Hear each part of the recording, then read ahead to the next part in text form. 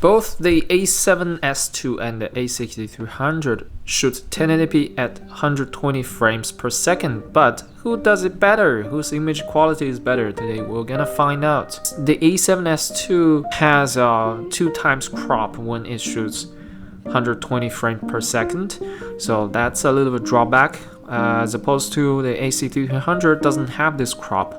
So that's an advantage on the A6300, but generally the A6300 shoots worse 1080p footage. So I'm curious to find out which one is actually better.